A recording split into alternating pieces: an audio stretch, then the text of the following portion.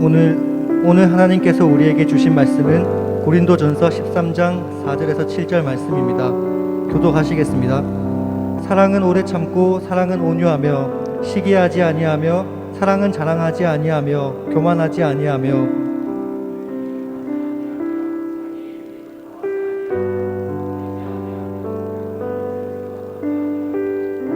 불의를 기뻐하지 아니하며 진리와 함께 기뻐하고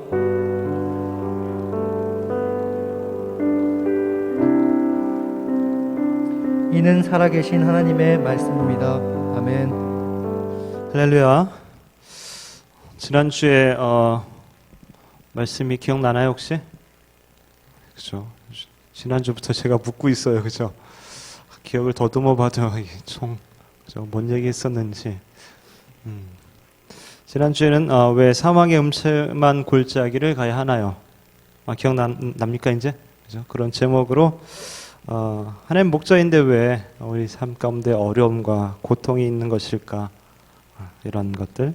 그래서 이 땅에 죄가 시작된 후에 죄 결과로 고통과 죽음이 이 땅에 오게 되었고, 또 이것은 그리스도인이건 아니건 상관없이 일반적인 그런 일이 정상적인 일이다, 이렇게 말씀드렸고, 그런 하나님은 그 시련을 통해서 우리를 성장시키기를, 또 깨닫게 하시기를, 바른 길로 인도해 주시기를 원하시고, 사단은 그 시련을 통해서 우리를 무너뜨리고 멸망시키기를 원한다.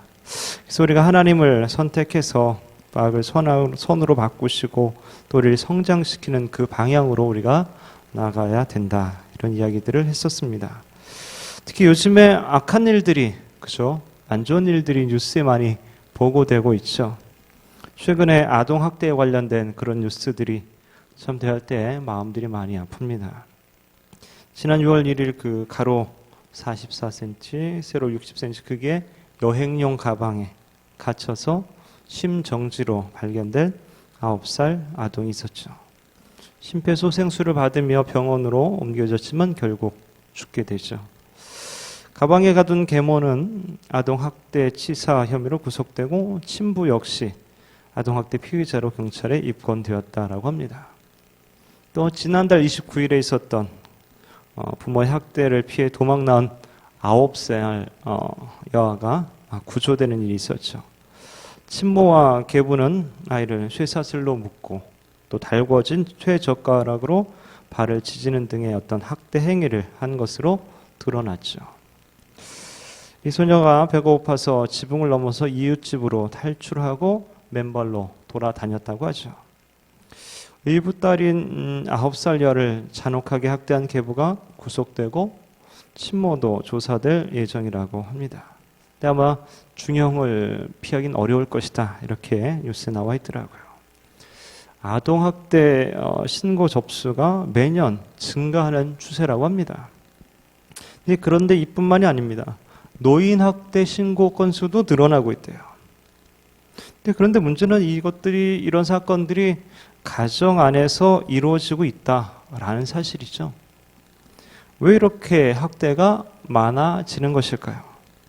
전문가들의 의견은 이미 존재하는 학대에 대한 어떤 민감성이 더 높아져서 우리 눈에 더 잘 보이게 되었다, 이런 의견도 있고, 또 개인적 사회적 불만을 상대적 약자에게 표출하는 것으로 폭력에 대한 사회적 의식 부재가 학대로 이어졌다라는 그런 의견도 있습니다. 왜 이런 세상이 되는 것일까요? 왜 점점 심해지는 것 같습니까? 그 본질적인 문제는 뭘까요? 그래도 가정에서는 좀 서로 사랑하고, 그래도 부모는 자식을 사랑하고 헌신하고 희생하고 그런 사랑 우리가 생각하고 있지 않습니까? 그래서 하나님의 사랑을 보통 부모의 사랑으로 비유하곤 하지 않습니까? 근데 이제는 그렇게 비유도 못할 것 같아요. 상황이 너무나 안 좋아졌죠.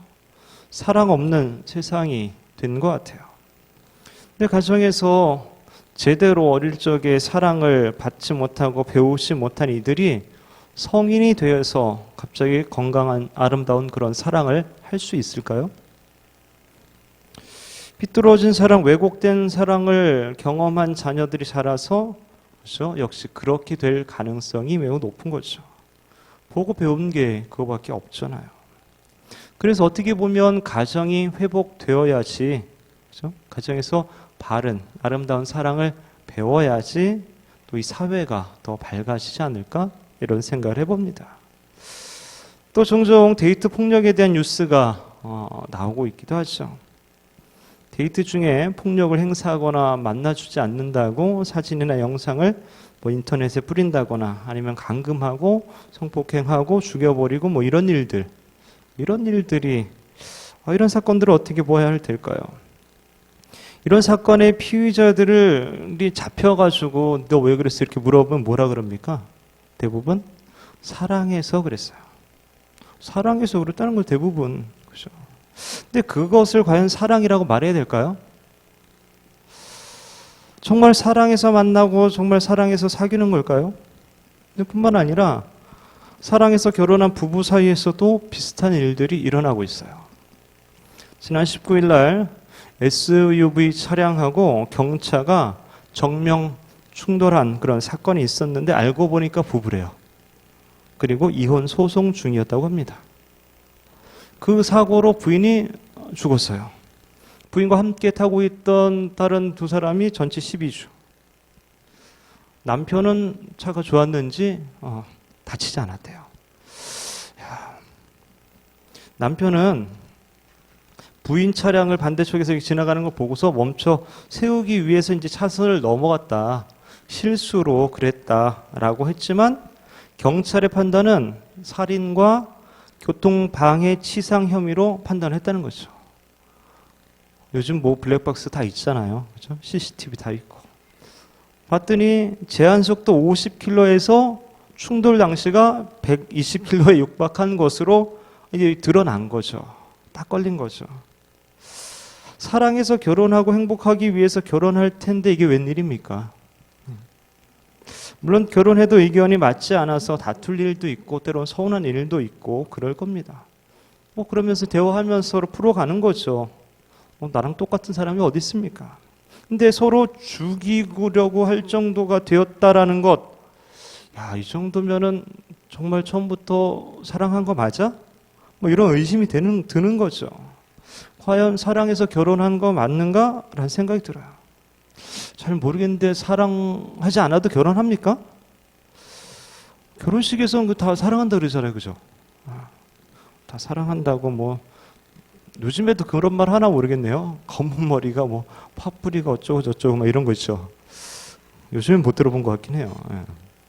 어쨌든 뭐 아플 때나 뭐 어떨 때나 뭐 이렇게 사랑한 이런 고백을 다 하잖아요. 그렇다면 사람들이 생각하는 사랑이라는 것은 과연 어떤 것일까요? 사랑하는데 폭력을 행사하고 사랑하는데 죽이기도 하고 이런 것이라면 그 사랑 뭔가 잘못된 거 아니겠습니까?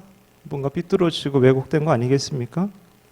오히려 그것은 사랑이 아니라 집착이나 소유나 욕망이라고 표현해야 맞지 않겠습니까? 사람은 무엇으로 살아갑니까? 사랑으로 살아가는 건데 왜 이 세상에 사랑이 없는 걸까요? 그럼 우리는 삶 맛을 어떻게 느낄 수 있습니까?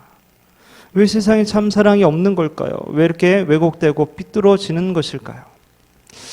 이렇게 생각해 보면 이거는 그냥 어떤 개인적인 문제보다는 좀 사회 전반적인 문제가 아닌가 이런 생각도 한번 해봐요. 너무 물질 문명에 그쪽 위주로만 가는 이런 흐름 때문에 그런 건 아닌가? 또 정말 중요한 가치들을 놓치고 있지는 않는가 이런 생각이 들어요. 기독교 관점에서 생각해 보면 결국 교회가 그리고 우리 그리스도인들이 그 제 역할을 못하는 것이다 라고 볼 수도 있죠. 왜냐하면 우리가 하나님 없이 사는 사람들한테 뭔가 제대로 된 걸 우리가 소망하고 바랄 수가 있겠습니까? 세상에 어떤 소망이 있겠습니까? 세상에서 믿음, 소망, 사랑의 어떤 그런 정말 중요한 가치들을 발견할 수가 있겠습니까? 요한복음 1장 5절에 보면 빛이 어둠에 비치되 어둠이 깨닫지 못하더라. 세상을 어둠이라고 표현하고 있죠.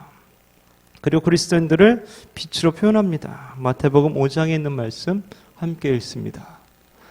너희는 세상의 빛이라 산 위에 있는 동네가 숨겨지지 못할 것이요 사람이 등불을 켜서 말 아래 두지 아니하고 등경 위에 두나니 이러므로 집안 모든 사람에게 비치느니라. 이같이 너희 빛이 사람 앞에 비치게 하여 그들로 너희 착한 행실을 보고 하늘에 계신 너희 아버지께 영광을 돌리게 하라. 교회가 세상에 있어야 하는 이유가 무엇입니까? 바로 하나님의 빛을 비추는 거죠. 복음의 빛을, 사랑의 빛을, 진리의 빛을 비추는 겁니다. 교회를 통해서, 우리를 통해서 하나님의 빛이, 하나님의 법칙과 원리와 기준 등이 전달되어져야 되는 것이죠. 어떤 가치를 중요하게 여기면서 살아야 하는지 알려줘야 되는 것이죠. 그렇다면 이런 왜곡된 사랑이 만연한 세상 가운데 그리스도인들이 어떻게 살아야 될까요? 어떤 기준으로 사랑을 하고 어떤 기준으로 결혼을 하고 어떻게 해야 세상은 과연 변화될 수 있을까요? 또 우리가 먼저 변화되어야 합니다. 내가 먼저 주님 안에서 행복을 느끼고 내가 먼저 천국을 누리고 내가 먼저 사랑함으로써 삶의 의미를 느끼는 것이 무엇인지 보여줄 수 있어야 되는 것이죠. 그러기 위해서 우리는 먼저 하나님의 사랑을 알아야 합니다. 배워야 합니다. 성경에서 가르쳐주는 사랑을 바르게 알고 행할 수 있어야 된다는 거죠. 세상에서 말하는 사랑과 성경에서 말하는 사랑에 많은 차이가 있습니다. 대부분의 세상의 사랑이라고 하는 것은 보통 자기 중심적이며 이기적인 그런 욕망의 표출인 경우가 많이 있죠. 그러나 하나님의 사랑, 성경에서 말하는 사랑은 자기 중심이 아닙니다. 나보다는 상대를 더 배려하고 이해하고 타인을 더 존중하고 중요하게 여기는 그런 사랑을 말하고 있는 것이죠. 그런 사랑을 우리가 배워야 한다는 거예요. 또 사랑은 감정으로만 생각하면 안 됩니다. 왜냐하면 감정으로서의 사랑은 금방 사라지죠. 의지와 노력이 감정과 같이 함께 가면 제일 좋죠. 하나님께서도 아마 우리를 감정적으로 사랑하고 감정적으로 뭔가 대했다면, 감정으로만 대했다면 죄 많고 원수된 우리를 위해서 희생하진 않았겠죠. 하나님 우리를 어떻게 사랑하셨습니까? 요한복음 3장 16절 함께 읽습니다. 하나님이 세상을 이처럼 사랑하사 독생자를 주셨으니 이는 그를 믿는 자마다 멸망하지 않고 영생을 얻게 하려 하심이라. 로마서 말씀.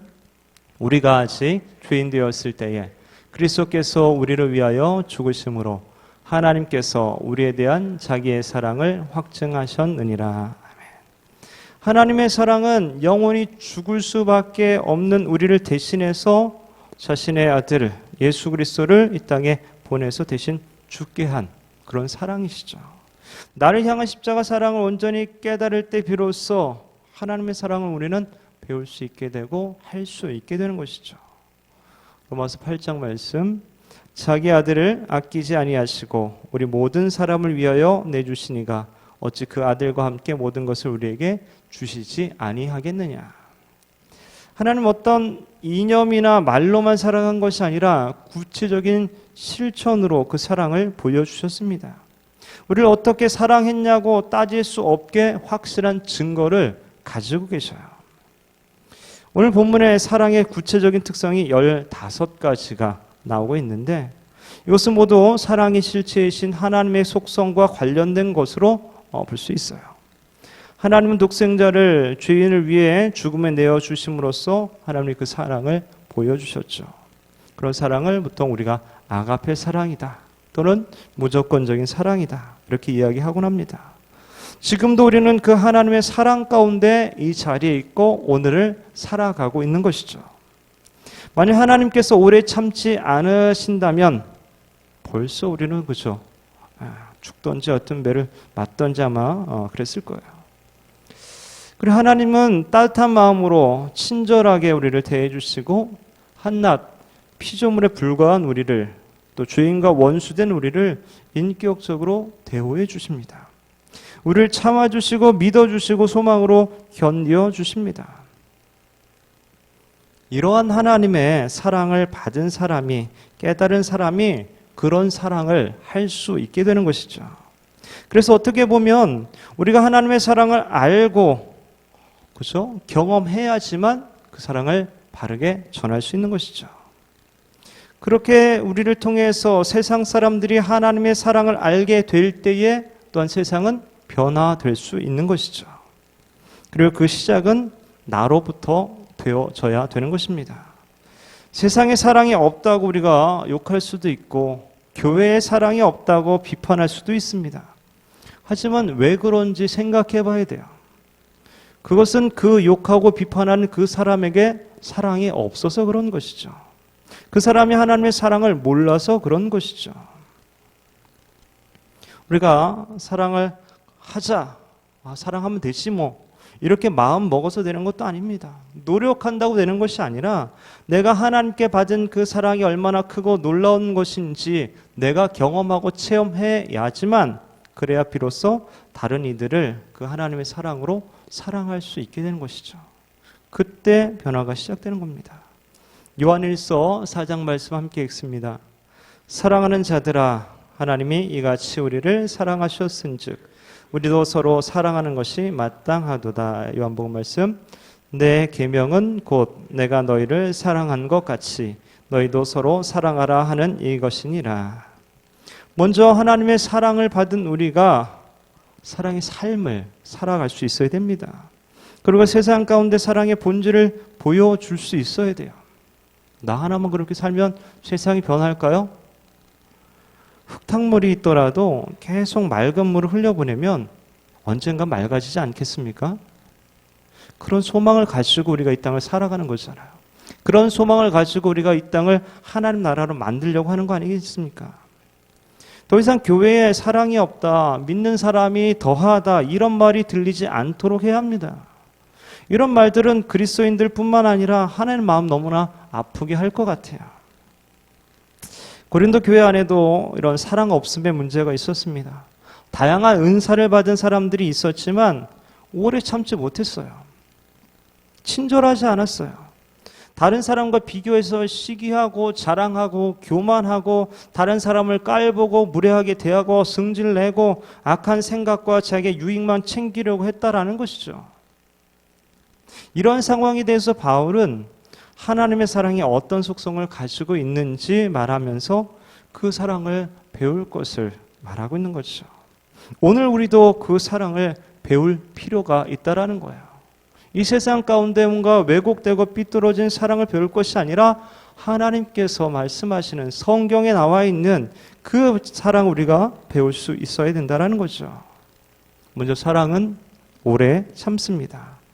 15가지 덕목 중에 인내와 관련된 것들이 많아요. 오래 참는 것, 온유한 것, 성내지 않는 것, 모든 것을 참는 것, 모든 것을 견디는 것 등 다 인내와 관련되어 있는 것이죠. 맨 처음과 맨 나중에 나오는 것도 모두 다 인내와 관련되어 있는 거예요. 우리 하나님도 오래 참으시는 분이죠. 노하기를 더디하시는 분입니다. 노아 시대의 홍수전에 하나님 무려 100여 년을 기다리시죠. 소돔과 고모라를 심판하시기 전에 하나님께서는 6번이나 반복되는 아브라함의 중보 기도를 들으실 정도로 인내하십니다. 또한 죄로 관영한 아모리 족속을 벌하시기까지 무려 430년을 인내하시잖아요. 지금도 그렇습니다. 왜 하나님께서는 지금도 예수님의 재림을 늦추시고 기다리고 계시는 것일까요? 왜 1000년을 하루같이 기다리고 계실까요? 그것은 바로 우리 가운데 아무도 멸망치 않고 다 회개하여 구원을 얻기를 바라시기 때문이죠. 자, 근데 그렇다고 우리가 이 인내에 대해서 너무 이건 소극적인 것이 아닌가 이렇게 생각할 필요는 없습니다. 상대방이 바르게 되기를 바라는 마음으로 참고 기다리는 것은 오히려 적극적인 속성을 가지고 있는 것이죠. 상대 잘못에 대해서 화를 내고 퍼붓는 것이 훨씬 쉬운 방법입니다. 그렇다고 상대가 변화됩니까? 오히려 더 심각한 싸움이 될 수도 있죠. 오래 참는 방법을 통해서 상대방이 스스로 돌아보게 하고 고칠 수 있는 기회를 주는 것이죠. 그래서 유진 피터스 목사님 번역한 메시지 성경에서는 사랑은 오래 참고를 이렇게 번역했습니다. 사랑은 절대로 포기하지 않습니다. 두 번째로는 사랑은 온유합니다. 쉽게 말하면 친절하게 대한다라는 것이죠. 인내보다는 좀 더 적극적으로 잘못한 상대에 대해서 친절하게 대합니다. 그럼 친절이라는 건 어떤 것일까요? 역시 메시 성경에서 보면은 사랑은 온유하고를 이렇게 번역합니다. 사랑은 자기보다 다른 사람에게 더 마음을 씁니다. 여러분 어떻습니까? 상대가 잘못하면 오래 참고 여전히 친절하게 대해줍니까? 그 사람에게 더 마음을 써주고 있습니까? 세상의 방식은 오래 참지 않습니다. 친절하게 대하지 않습니다. 그것은 우리의 죄의 본성에서 나오는 것이고요. 하지만 내 안에 성령께서 계실 때에 나올 수 있는 것은 오래 참는 것이죠. 온유한 것이죠. 성령의 9가지 열매 중에서도 오래 참음, 그렇죠? 온유 말하고 있습니다. 만약에 여러분을 사랑하는 사람이 여러분에 대해서 오래 참지 않고 친절하게 대하지 않는다면 그 뭔가 왜곡된 사랑일 수도 있어요. 작은 일에 뭔가 참지 못하고 자기가 당한 만큼 복수하려고 하고 불친절 당한 만큼 나도 불친절하게 대한다면 그것은 진정한 사랑이 아닐 수도 있다는 거죠. 혹시 연인 관계에 있는 사람들은 스스로를 돌아봐야 됩니다. 스스로를 돌아봐야 돼요. 상대방에게 말하지 않고 자기 자신에게 적용해야 됩니다. 상대에게 너 왜 이렇게 못 참아? 이렇게 말하면 안 되는 거죠. 너 왜 나한테 친절하지 않아? 이렇게 말하지 말라는 거예요. 네 사랑 같지 않냐? 이러면 곤란하죠. 그 사람이 아직 하나님의 사랑을 모를 수도 있어요. 그렇죠? 오늘 이 바울의 권면을 모를 수도 있어요. 그래서 배울 수 있는 기회를 줘야 되죠. 그래서 아직 하나님 모르는 사람과 교제하고 있다면 빨리 전도해야 돼요. 어떤 사랑이 바른 건지 성경에서 말하고 하나님 가르쳐 주신 것이 어떤 것인지 알도록 해야 돼요. 세 번째, 사랑은 시기하지 않습니다. 개역 한글 성경에서는 투기하지 않는다. 또 다른 성경에서는 질투하지 않는다. 메시지 성경에서는 사랑은 자기가 갖지 못한 것을 바라지 않는다. 이런 식으로 번역했어요. NIV 버전에서는 it does not envy, 부러워하지 않는다. 뭐 이렇게 하죠. 내가 가지고 있지 않아도 부러워하지 않습니다. 가지지 않았다고 해서 뭔가 더 바라고 이러지 않는다는 거죠. 당시 고린도 교회의 상황을 보면은 내가 가진 은사보다 제가 가진 은사가 더 좋아 보여. 잘난 것 같아. 뛰어난 것 같아. 어떤 사람은 내가 가진 게 월등한 것 같아. 그럼 막 자랑하고 막 이랬어요. 어떤 사람은 방언의 은사가 있고 어떤 사람은 뭐 예언의 은사, 어떤 사람은 치유의 은사 막 다양한 은사를 갖고 있다 보니까 서로 막 경쟁 의식이 생긴 거야. 자기에게 없는 다른 은사를 가지고 싶어하고 때론 막 비교하다 보니까 질투가 나고 열등감이 생기고 우월감을 느끼고 이렇게 됐다는 거죠.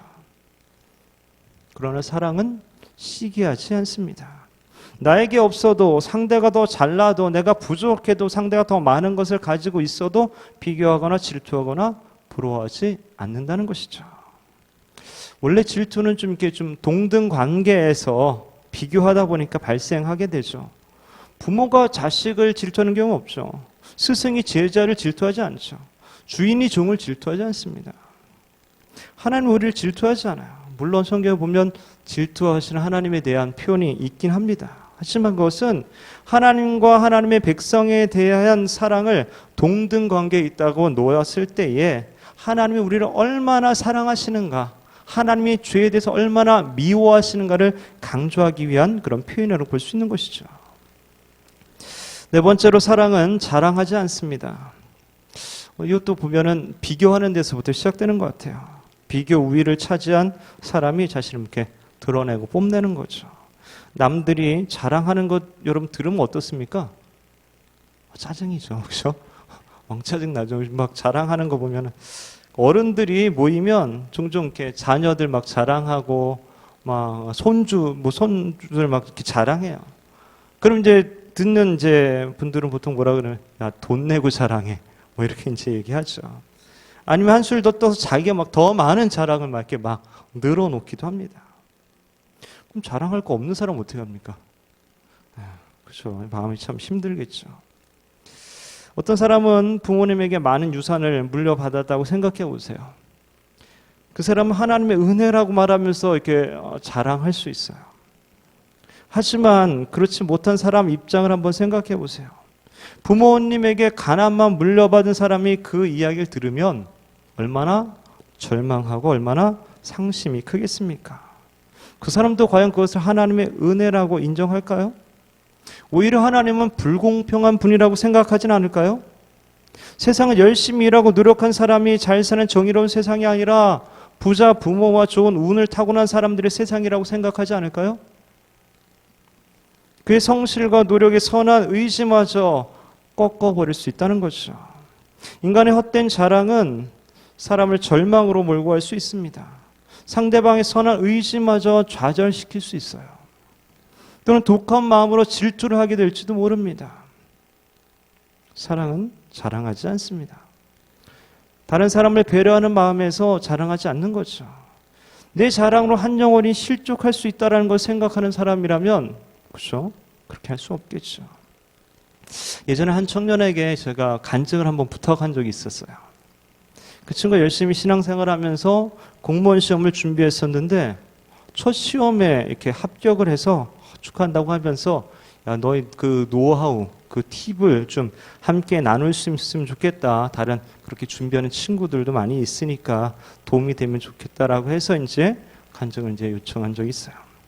처음에 그 친구가 이제 알았다고 했는데 한참 후에 그 친구가 못하겠다고 정중히 사양을 하면서 이렇게 얘기하더라고요. 저 때문에 혹시라도 다른 친구들이 상처를 받거나 마음이 힘들어할까봐 안 되겠다고 이렇게 얘기하더라고요. 참 마음이 따뜻한 친구구나 이런 생각을 했어요. 그 친구의 거절을 오히려 부탁했던 제가 더 감사하게 됐어요. 다섯 번째, 사랑은 교만하지 않습니다. 자랑이 좀 심해지면 좀 교만이 되겠죠. 그러니까 처음에 비교부터 시작되는 것 같아요. 비교하면은 시기하게 되고 자랑하게 되고 결국 교만하게 되고 나중에 무례행하게 되고 이렇게 되는 것 같아요. 사랑이 없으면 자신의 은사나 내가 가진 것으로 누군가에 내가 뭔가 좀 은혜를 베푼 것처럼 그렇게 착각하게 돼요. 그리고 나의 도움 받았으면 당연히 나한테 감사하다고 해야 되는 거 아니야? 뭐 이런 식의 우월감을 갖게 됩니다. 네, 하나님께서 제일 싫어하는 게 교만이죠.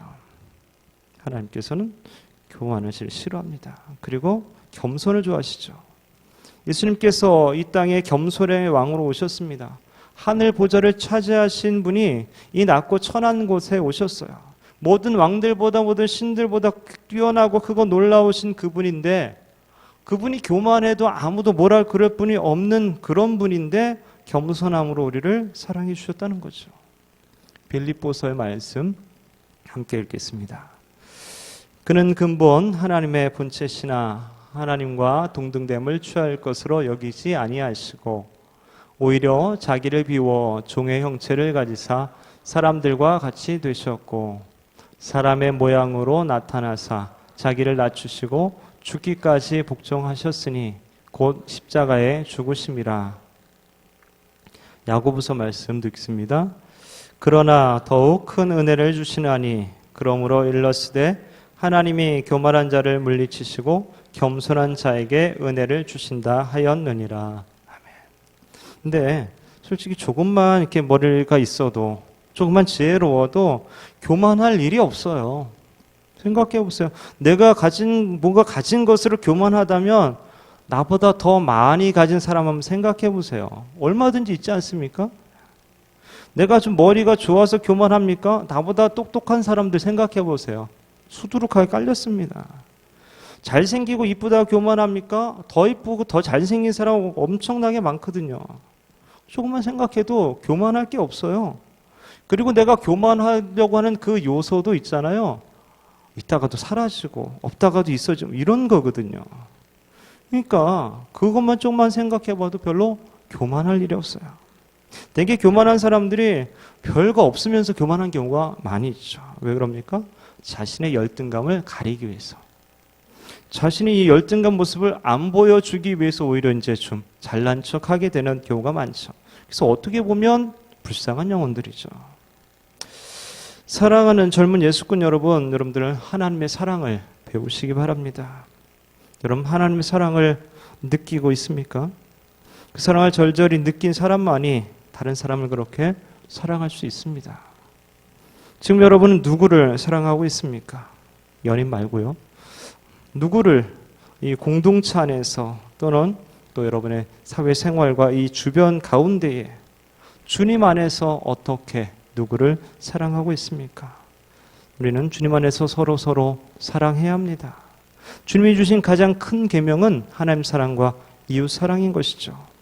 교회에서 말씀을 통해서 또는 성경이나 큐티 등을 통해서 사랑하는 말은 수없이 많이 듣지 않았습니까? 근데 문제는 뭐예요? 실천이 잘 안 되는 게 문제죠. 성경은 말과 혀로서 사랑하신 말과 행함과 진실함으로 사랑하라고 말하고 있습니다. 그리고 마지막 때에 하나님께서는 작은 자 하나에게 한 것까지 기억해 주면서 갚아주시겠다고 합니다. 아마 우리가 사랑으로 행한 것만 기억하지 않을까 생각이 됩니다.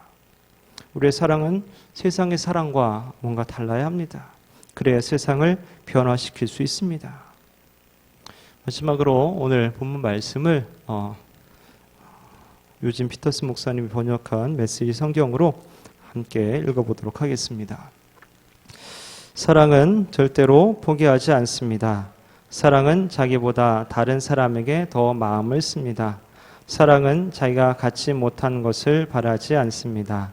사랑은 뽐내지 않으며 자만하지 않으며 다른 사람에게 자신을 강요하지 않으며 내가 먼저야 라고 말하지 않으며 화내지 않으며 다른 사람의 죄를 꼬치꼬치 따지지 않으며 다른 사람이 비굴하게 굴 때 즐거워하지 않으며 진리가 꽃피는 곳을 보고 기뻐하며 무슨 일이든지 참으며 하나님을 늘 신뢰하며 언제나 최선을 구하며 뒷걸음하지 않으며 끝까지 견딥니다. 바라기는 주 안에서 사랑이 넘치는 우리 청년부 또 우리 교회 되기를 원합니다. 그러기 위해서 먼저 하나님의 사랑을 배우고 깨달으시기 바랍니다. 그리고 그 사랑으로 어디서나 사랑의 삶을 살아가는 저와 여러분 되시기를 주의 이름으로 축원합니다.